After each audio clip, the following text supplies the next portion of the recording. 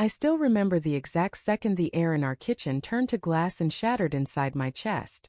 Sarah stood by the sink, phone glowing against her cheek, laughing in that low, throaty way she used to save for me alone. "Yeah, girls' night," she told whoever was on the line. "But if I get bored I might just find two guys half your age tonight." She spun toward me, eyes sparkling with mischief, and winked like it was our private joke. I forced a grin, the kind that doesn't reach the eyes, and said, "Have fun, babe." She kissed my cheek. Quick, dry, already halfway out the door. And the scent of her perfume lingered like a ghost that knew every secret I didn't. That was the hook, the barb that caught and wouldn't let go. I'd spent 15 years believing her laughter was mine, that the tiny scar on her left knee from a college hiking trip was the most intimate map I'd ever need. We'd built a life on small rituals. Sunday pancakes shaped like dinosaurs for the kids, her humming off-key while folding laundry, the way she'd trace circles on my back when insomnia clawed at me. I trusted the weight of her head on my shoulder the same way I trusted gravity. So why did that wink feel like a door slamming? Suspicion isn't a switch. It's a slow leak. I told myself it was nothing, just Sarah being Sarah, flirty, fearless, the girl who once danced on a bar in Prague because the music demanded it. But the words "half your age" kept ricocheting inside my skull. I poured a drink I didn't taste, stared at the family photos lining the hallway, and felt the first cold drip of doubt. Our daughter's gap-toothed grin in last year's Christmas card looked suddenly fragile, like it could dissolve if I blinked too hard. By midnight the house was too quiet. The kids were at my sister's, the dog asleep on Sarah's side of the bed.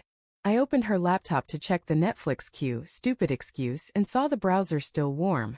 A string of messages on an app one didn't recognize. My pulse hammered so loud I barely heard the click of the trackpad. The chat was with someone named Jay. No last name, no face, just a string of fire emojis and plans for a rooftop bar downtown.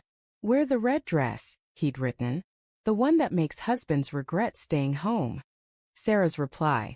3 eggplant emojis and a winking kiss. I read it 3 times, waiting for the words to rearrange themselves into something harmless. They didn't. My hands shook so badly the screen blurred.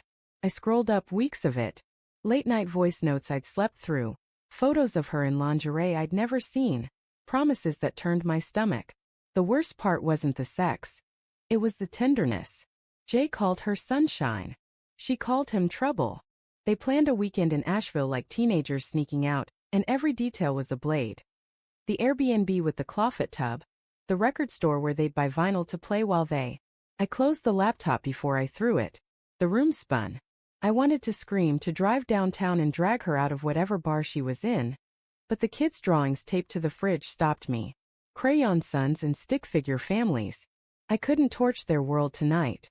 Instead I sat on the cold tile floor and cried without sound, the way you do when you're afraid the neighbors will hear. Morning came bruised and gray. Sarah slipped in at 6, heels dangling from her fingers, hair tousled in that just rolled out of someone else's bed way. She startled when she saw me at the kitchen table, coffee untouched. "You're up early," she said, voice too bright. I studied her face, the faint smear of mascara, the swollen lips, and felt something inside me calcify. "Rough night?" I asked. She laughed, but it cracked. "Just dancing. Lost track of time." She reached for me, but I stepped back.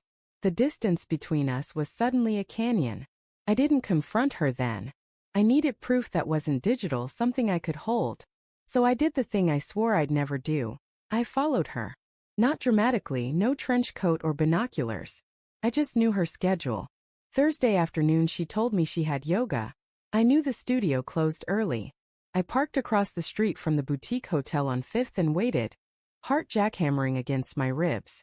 At 2:17 she appeared, arm linked with a guy who looked barely 30, all sharp jaw and expensive sneakers. They kissed in the doorway like they'd done it 100 times.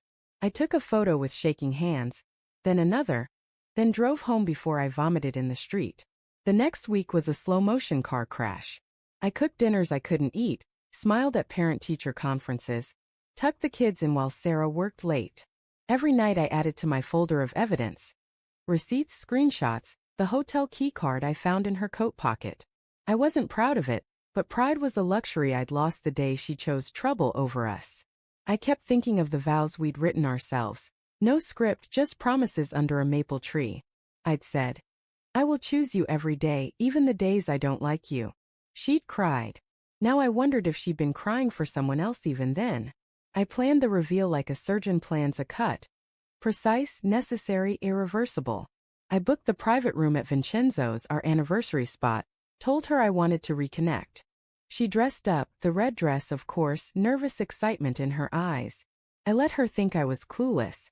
When the waiter poured our wine, I slid the folder across the table. Open it, I said. My voice sounded like it belonged to someone else. Her fingers hesitated, then flipped the cover. Photos first. Her and Jay outside the hotel, time-stamped. Then the messages, printed in stark black and white.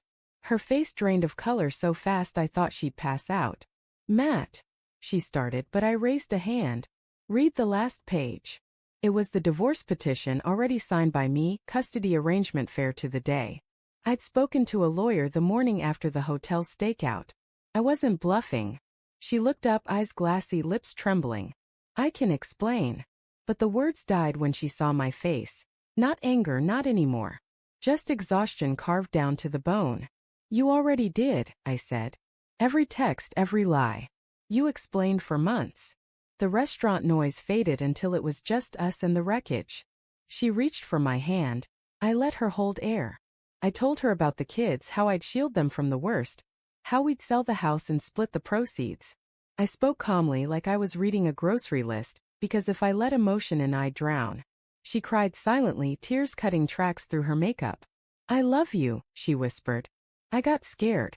Midlife, the kids growing up, feeling invisible. I cut her off. Don't make this about my failures. You chose. We sat in that private room until the staff hovered awkwardly. She asked if we could try counseling. I said the trust was a house burned to ash, and I wasn't an architect anymore. When we stood to leave, she clung to my sleeve. What happens now? I looked at her, really looked, and saw the girl I'd met at 22, terrified of thunderstorms, laughing at my terrible puns. She was still in there, but so was the stranger who'd gutted me. Now, I said, you live with the choices you made. And I learned how to breathe again. I walked out alone. The night air hit like cold water, shocking but clean. Behind me, Sarah's sobs echoed off brick walls, but I didn't turn back. Some doors once closed stay closed. And the hardest truth I carry now is this. Love isn't enough to keep someone from walking away. It's only enough to make the leaving hurt forever.